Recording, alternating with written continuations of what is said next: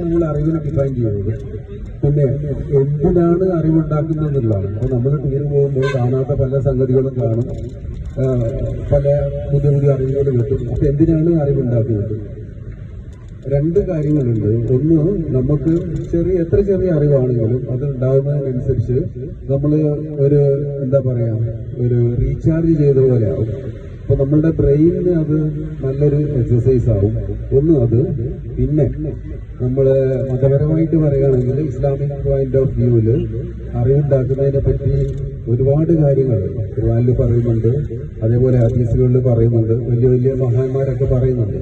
ഇപ്പൊ പ്രവാചകൻ തന്നെ പറഞ്ഞിട്ടുണ്ട്, നമ്മള് ജനിച്ചത് മുതൽ തൊട്ടിൽ മുതൽ ശവകുടീരം വരെ അറിവിനെ തേടുക എന്ന് പറയുന്നുണ്ട്. അതുകൂടാതെ പിന്നെ നമ്മൾ അറിവുണ്ടാക്കാൻ ഇറങ്ങി പുറപ്പെട്ടു കഴിഞ്ഞാൽ സ്വർഗത്തിലേക്കുള്ള ഒരു വഴിയിലൂടെയാണ് യാത്ര ചെയ്യുന്നത് എന്നും പറഞ്ഞിട്ടുണ്ട്. കൂടുതൽ അറിവ് നേടുന്നതിനനുസരിച്ച് കൂടുതൽ അള്ളാഹുവിലേക്ക് അടുത്തുകൊണ്ടിരിക്കുന്നു എന്നും പറയുന്നുണ്ട്. അപ്പൊ അതൊക്കെയാണ് അറിവിന്റെ പ്രത്യേകത. ഒരുപക്ഷെ ഇസ്ലാമിൽ അത്രയും കൂടുതൽ അറിവുണ്ടാക്കുന്നതിനെ പറ്റി പറയുന്നത് കൊണ്ടായിരിക്കണം നമ്മൾ ഇസ്ലാമിക് ഹിസ്റ്ററിയിലൊക്കെ നോക്കുകയാണെങ്കിൽ നമ്മളുടെ ഇസ്ലാമിക് വേൾഡിൽ ഒരുപാട് അറിവുള്ള ഒരുപാട് ശാസ്ത്രജ്ഞന്മാരൊക്കെ ഉണ്ടായിട്ടുണ്ട്. അതായത് നമ്മളിപ്പോ ഒരു ഡോക്ടറെ അടുത്ത് പോവുകയാണെങ്കിൽ അദ്ദേഹം ഒരു ഡോക്ടർ ആയിരിക്കും, അല്ലെ വേറൊരാൾ ഒരു എഞ്ചിനീയർ ആയിരിക്കും, വേറൊരാൾ ഒരു കവി ആയിരിക്കും, പെയിന്റർ ആയിരിക്കും. പക്ഷെ നമ്മൾ ഇസ്ലാം ഹിസ്റ്ററിയിൽ നമ്മളുടെ പ്രവാചകന്റെ മരണശേഷമുള്ള ഒരുപാട് ഖലീഫമാര് രാജ്യം ഭരിച്ചിട്ടുണ്ട്. അപ്പൊ അവരുടെ കാലഘട്ടത്തിൽ നോക്കുകയാണെങ്കിൽ പ്രത്യേകിച്ച് അവസാനം ഭരിച്ച അബ്ബാസിദ് കാലിഫേറ്റ് എന്ന് പറഞ്ഞാൽ ആ ഖലീഫ ഭരിക്കുന്ന ആ പ്രദേശം. അപ്പോ അവരുടെ കാലഘട്ടത്തിലൊക്കെ ഒരുപാട് പോളിമാത്ത് എന്ന് പറഞ്ഞു, എന്ന് വെച്ചാൽ ഒരുപാട് ഫീൽഡിൽ അറിവുള്ള ആൾക്കാർ. ഒരാൾ ഒരു എഞ്ചിനീയർ മാത്രമായിരിക്കില്ല, എഞ്ചിനീയർ ആയിരിക്കും, ഡോക്ടർ ആയിരിക്കും, കവിയായിരിക്കും, മാത്തമാറ്റീഷ്യൻ ആയിരിക്കും, അങ്ങനെ ഒരുപാട് ഫീൽഡിൽ എക്സ്പേർട്ടുള്ള ആൾക്കാരുണ്ടായിരുന്നു. ഒരു പക്ഷെ അവരത്രയും അറിവുണ്ടാക്കിയത് ഇങ്ങനെയുള്ള നമ്മളെ മതത്തിൽ അറിവ് നേടുന്നതിന്റെ പ്രാധാന്യത്തെ പറ്റി അറിഞ്ഞതുകൊണ്ടായിരിക്കണം. ഇപ്പൊ നമ്മള് എക്കാലത്തും ഓർക്കുന്ന ഒരാളുണ്ട്, മുഹമ്മദ് ബിൻ മൂസ അൽ ഖവാരിസി. അദ്ദേഹത്തിന്റെ സംഭാവന ഗണിതശാസ്ത്രത്തിന്റെ ഒരു ഭാഗമായിട്ടുള്ള അൽജിബ്ര എന്ന് പറയുന്ന ഒരു ശാസ്ത്രശാഖ കണ്ടുപിടിച്ച ശാസ്ത്രജ്ഞനാണത്. നമ്മളെല്ലാവരും സ്കൂളിൽ പഠിച്ചിട്ടുണ്ട് അൽജിബ്ര.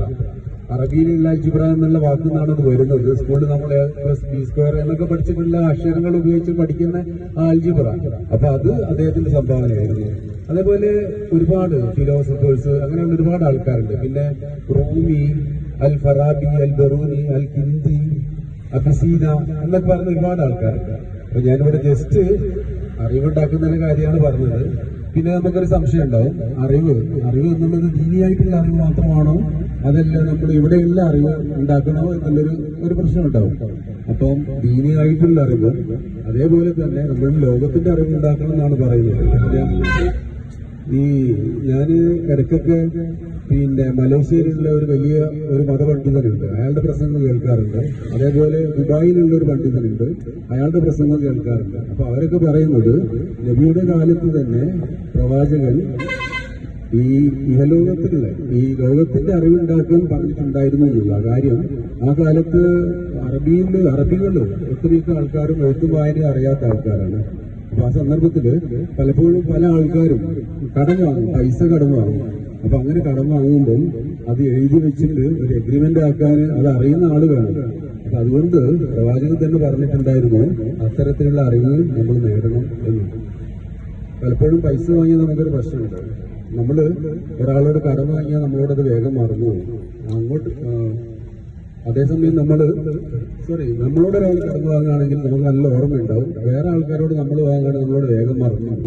അതുകൊണ്ട് അത് എഴുതി വെക്കുക എന്നുള്ള ഒരു അത്യാവശ്യമാണ്. ഞാൻ പറഞ്ഞു വരുന്നത് ഈ ലോകത്തിന്റെ അറിവ് വേണം, ഈ ലോകത്തിന്റെ അറിവും വേണം.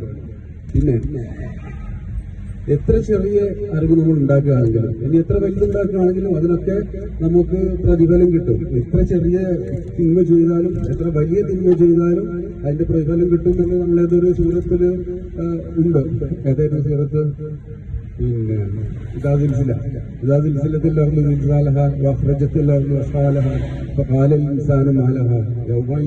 يستر الناس واستاذ يروا أعمالهم ومن يعمل مثقال ذرة خيرا يرى ومن يعمل مثقال ذرة شرا يرى അങ്ങനെ കൊടുക്കും.